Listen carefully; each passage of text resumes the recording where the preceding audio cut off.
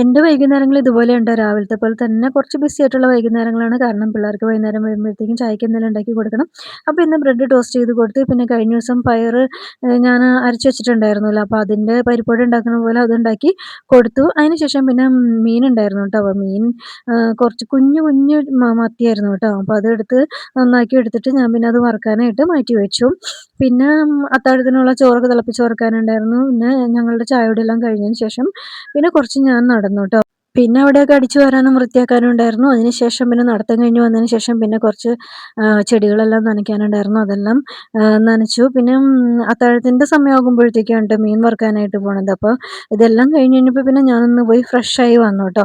ഫ്രഷായി വന്നതിന് ശേഷമാണ് പിന്നെ ഊണ് കഴിക്കേണ്ട സമയമായപ്പോഴത്തേക്കാണ് മീൻ വറുത്തത് എടുത്തത്. അപ്പോൾ ഇന്നത്തെ അത്താഴത്തിന് മത്തി വറുത്തതായിരുന്നു ട്ടോ. അപ്പോൾ ഇന്നത്തെ വീഡിയോ ഇത്രയേ ഉള്ളൂ.